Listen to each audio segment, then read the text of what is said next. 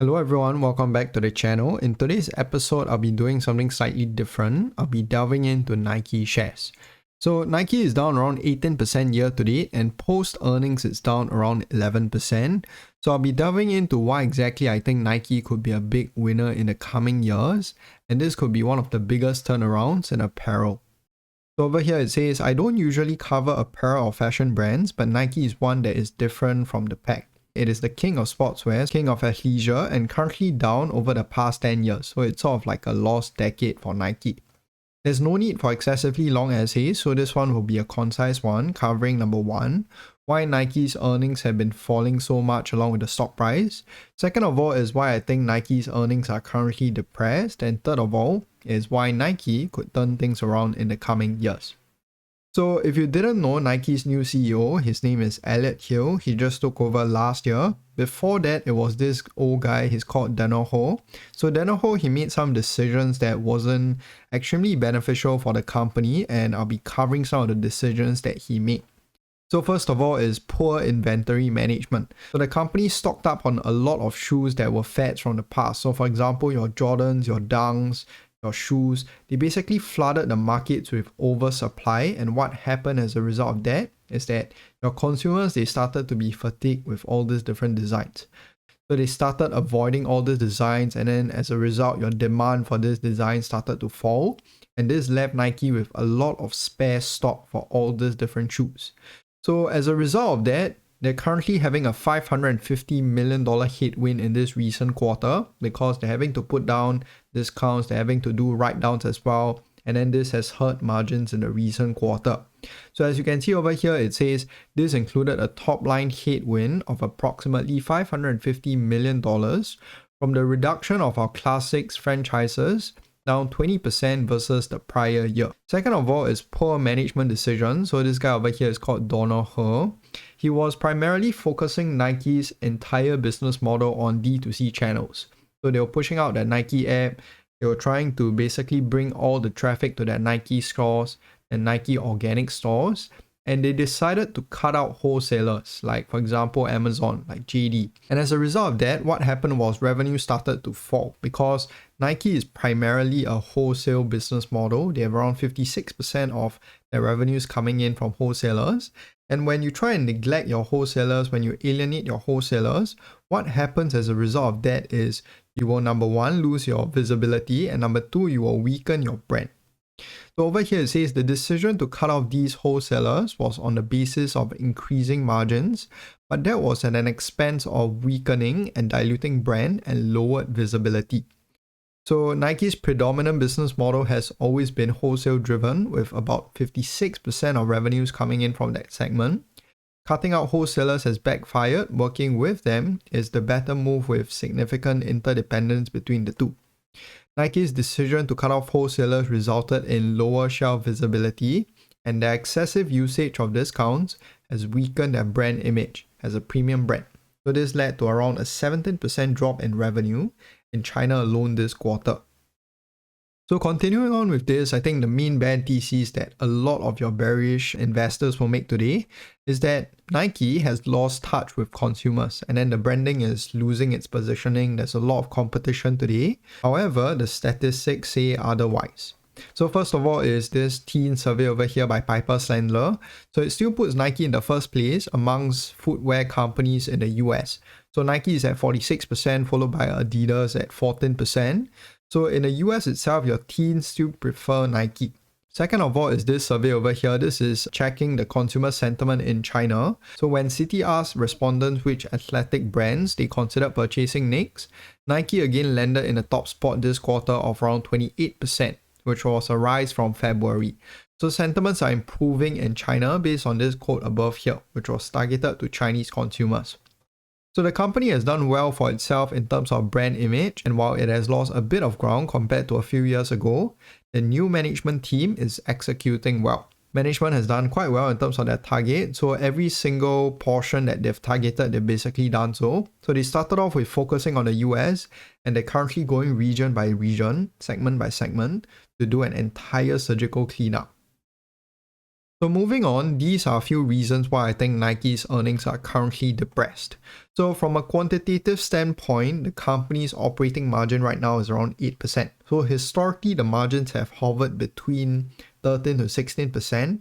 So it's about half of what its historical margin is. On a normal year, the company should be trading at a double-digit margin, but currently it's at around 8%. So that is one indicator of this under earning.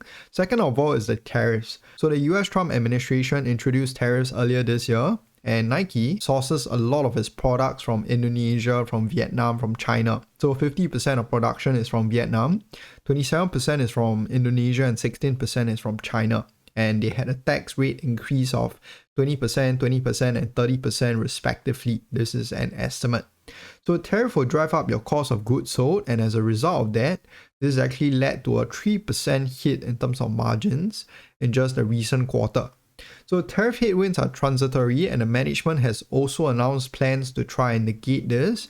They're trying to basically shift their production locations from China to other countries, or they're trying to reduce the imports from China into the US itself. This will help to bring about a benefit in terms of the earnings for the company. And second of all, inventory problems are transitory as well. So the write-downs have already been written down and the obsolete goods have already been sold. So the company has been rapidly reducing its inventory because they stocked up too much of obsolete goods. Once the company has cleared off all this old stock, normalization of average selling price will naturally occur with increased innovation. And with Nike trying to push ahead, and with Nike currently being the most innovative footwear brand in terms of this Citi survey. So over here it says, Citi suggested these growing brands are still not considered as highly by most survey respondents.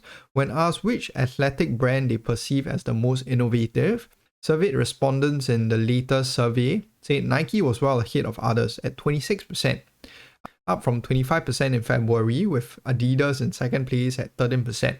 So Nike is clearly still the most innovative company based on consumers, of course. So before I go into the final portion on Nike's thesis, I would just like to touch on two finance concepts that you need to make sure you know. So first of all is that a high PE is not always indicative of a company's valuation and price. So for example, Amazon was trading at a negative PE in 2022. Does it mean that the company is expensive? No, it was cheap. Let's say your commodities companies, let's say they're trading at 6 times of earnings. Does it mean the company is cheap? No, it's not. It may be expensive because they're over earning. So in terms of high P ratios, when a company is not normalized in terms of margins and earnings, it is not an indication of a company being expensive. So over here it says a high P ratio doesn't mean a stock is expensive, because a company could be under earning. And in the case of Nike, this is what I think.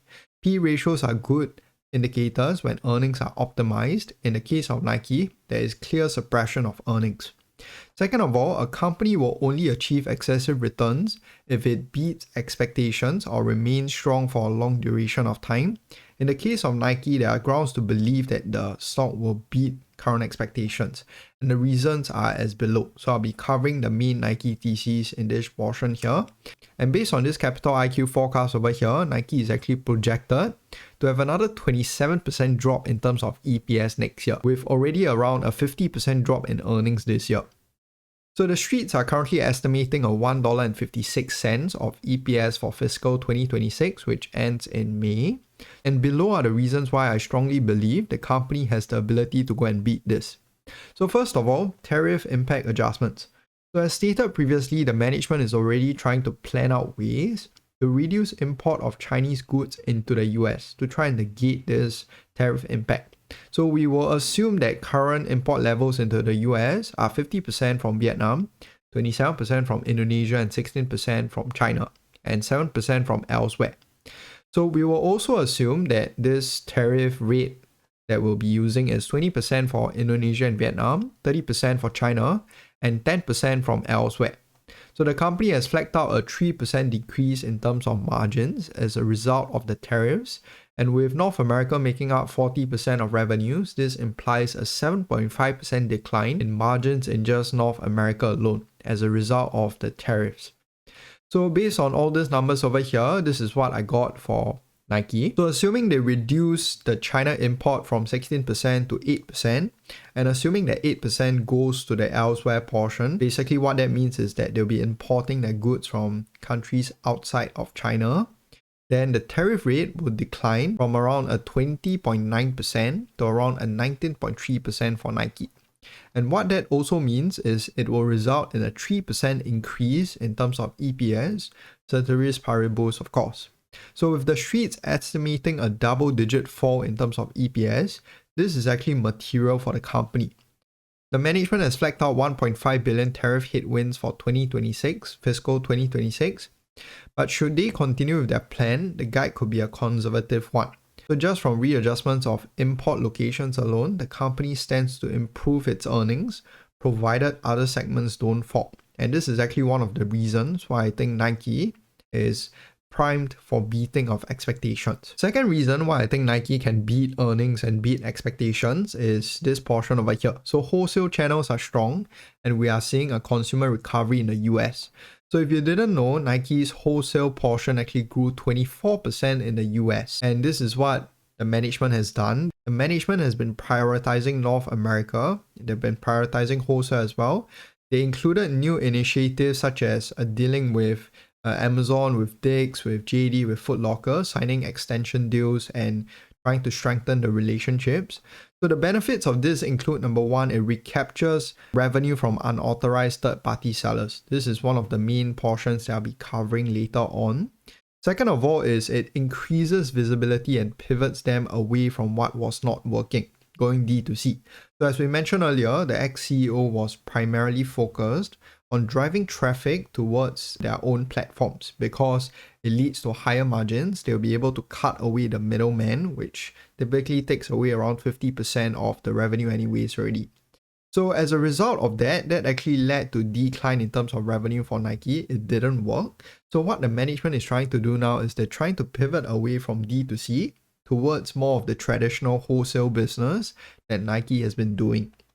So for point number one over here, which is the recapturing of revenue from unauthorized third-party sellers, what that means is that Nike, before having the deals with Amazon, for example, had people basically selling Nike shoes on there. So you had a lot of sellers selling different Nike shoes on there, which didn't lead to any economic benefit for Nike.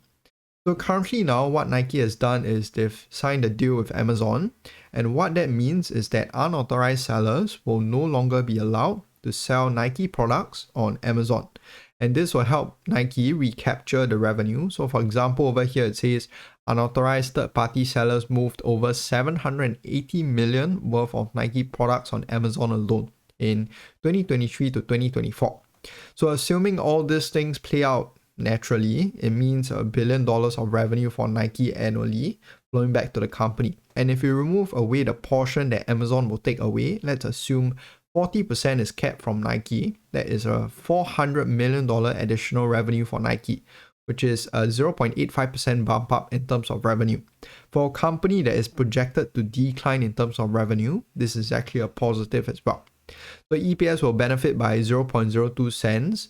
Doesn't seem material now, but this is on the assumption that they do not grow those channels. This is the baseline flaw, not the upside case. For the second point that I talked about earlier, where the company is pushing towards wholesale rather than D2C, the company has already tried out D2C with higher margin and lower turnover. Turnover means the amount of quantity of goods that they sell every single year. So they tried the D2C business model, which is higher margin, and it worked for a while during COVID because everyone was stuck at home. But after that, it failed because people want to go to these stores to try out the shoes, and Nike alone isn't big enough because you have people going to other wholesaler stores like Foot Locker, like Dick's, and so on. So we won't be going deep into the model maths, but if one way didn't work out, then the counter to that will probably work out. And this is what Nike is doing today. They're trying to go down the wholesale route. So wholesale is driving revenue growth. It is, of course, lower margin and higher turnover. So 24% increase in wholesale revenue is material with strong reliance on wholesale revenue. And the management has clearly showed that it has the ability to try and pivot the company away from what is not working towards something that is working, which is this wholesale portion over here. Last of all is this cost saving portion that the company has actively tried and push out. So the management laid out plans in December 2023 to cut costs by around $2 billion across 3 years. So what they have done is they've introduced job cards, and what they're trying to do with all this money over here is they're trying to reinvest it into demand creation and brand building initiatives. So they're trying to cut costs and funnel it into investments, and all these different investments will eventually lead to a rise in terms of revenue for the company. So this deployment improves cost efficiency and positions Nike to generate stronger revenue growth, which in turn leads to earnings expansion for the company. Last portion for Nike, I think Nike is trading at a decent price today. I'll be using EV to sales as discussed in one of the previous videos because Nike's margins are currently not normalized. So the current margins are around 8% operating margin. Historically, it's between 13 and 16%. So on an EV to sales basis, the company now is trading at around 2 times compared to other brands like, for example, Deckers, like for example, Anta, Hoka, on and so on. All these different companies are trading at 2.5 times, 3 times EV to sales. Of course, these other businesses are historically higher margin, but there's no reason for a company like Nike to trade at a discount relative to all those different companies in terms of EV to sales as well. So EV to sales is currently 2 times. This is the better metric given that the company is under earning. Given the brand of the company, the valuation is cheap. So assuming operating margins of about 10%, which is still on the low side, the company is currently trading at a 23 times normalized earnings. So what the management has said in this recent quarter, which was what led to the decrease in terms of the stock price, is that they're still in the middle innings of this recovery. So the streets were obviously expecting a more swift and a faster recovery, and Nike is currently still in the middle innings. So I think if you're trying to look into Nike stock today, you should have a minimum time horizon of around 2 to 3 years. And assuming no recession happens and assuming no economic shock happens, I think Nike is a quality company that is primed for alpha if earnings normalize faster than expectations and global economic conditions remain stable. So this is actually a company that I'm looking at. It's a different company. It's more of a turnaround play. It won't be a long-term 10 years hold. It'll be a 2 to 3 years hold.